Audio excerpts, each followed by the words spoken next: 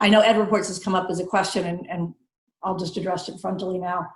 We worked with EdReports. We first stood them up. David trained their first 2 years of reviewers.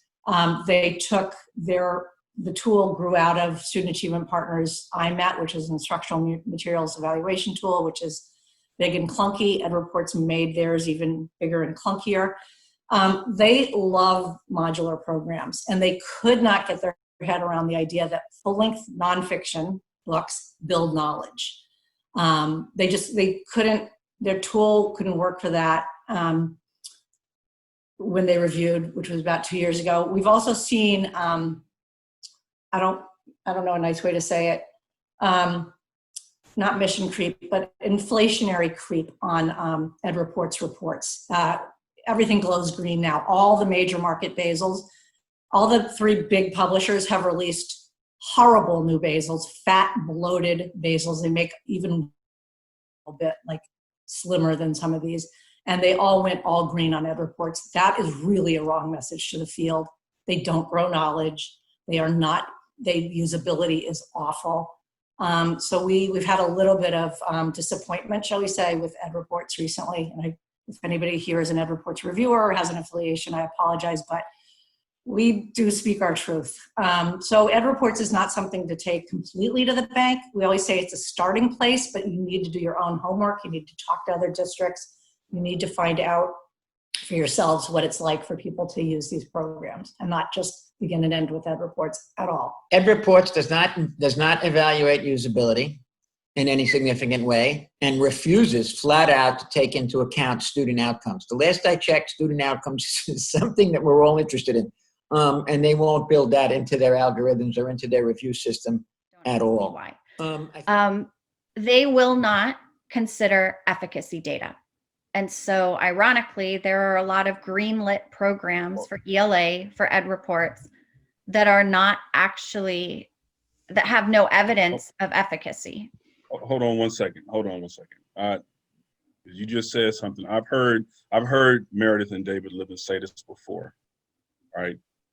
But this is worth, I want to just tease this out. This ties back to what Dr. Charles and I were talking about earlier around integrity, around student outcomes, et cetera. So if they're not, when you say efficacy, you mean student achievement, effectiveness, right? So if they're not considering student achievement in their scores or their ratings,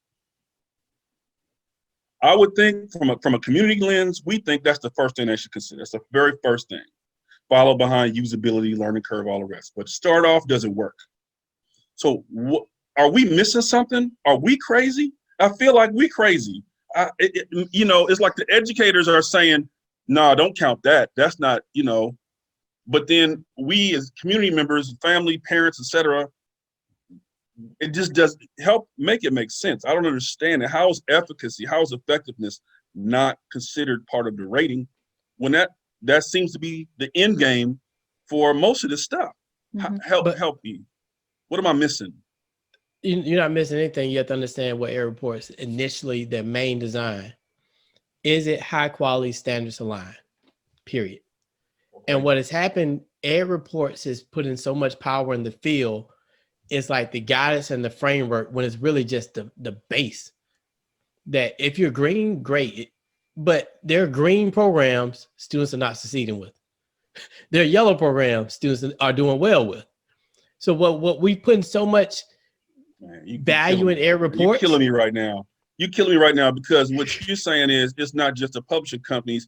We are looking when we talk with districts, with the district, they're basically saying, they basically tell us, well, EdReports said this, or EdReports said, they're like the gatekeeper. They are. They're like the filter. That's the first level of filter that districts are using. They're saying, well, we're only going to look at green. And so, and that makes sense to us as parents. We're like, okay, yeah, look at green, because we're thinking green means it works. Right. It's working for kids, whatever. But what you have to understand, and that's the publisher game. Your goal as a publisher is to get all green. Because if you can't get all green, you can't get to the next level. And that's in districts. But then also thinking about the students who have been historically excluded from this narrative, these students who cannot read. My question would be, on the EdReports, tell me about what have you done through a culturally relevant lens? Mhm. What have you measured through that piece? Not just telling me it's aligned to the standards, but showing me how my students are going to see themselves within the curriculum. Where is that gateway? Where is that rubric? It doesn't exist. So while we're getting that alignment to the standards, which is needed, part of it we have to get at, does that matter to an extent? And why did I say because it doesn't matter to an extent? Because when you really start unpacking the standards, especially ELA standards, there's some things that actually are detrimental to students who are melanated. Yeah. So we have to ask ourselves two things. I think things need to be aligned and high quality? Yes, that's it has to be aligned to standards because that is a foundation and it needs to be high quality. Otherwise, it goes back to Jesse's point. Teachers at Pinterest, teachers pay teachers. Man, I can't get past this. There are companies, there are curriculums that are green that aren't getting student results. The student achievement is not there. Then there are some that are yellow that are that are showing evidence of student achievement, and it's not even factored in. Do they go back and say, I mean, I guess I could ask them. I need to ask them, like, do they then go back and revise their, we thought it was green. We thought it was green, checked all the boxes, but after a couple of years, we realized the kids aren't reading, so we're gonna have to knock them down to yellow. But that's not EdReports' job. EdReports' job is to make sure you're aligned. Period. Someone else can create an entity. Does this stuff actually work? And to that end, you have entities like, so a few things. One, the EdReports confusion is because what a lot of publishers quickly realized is that it can be marketing gold to say our curriculum's all green, right? And let's get everybody focused on that so that they're not then thinking about these other things. Entities like What Works Clearinghouse, they are the gold standard of efficacy. And you have curricula who they've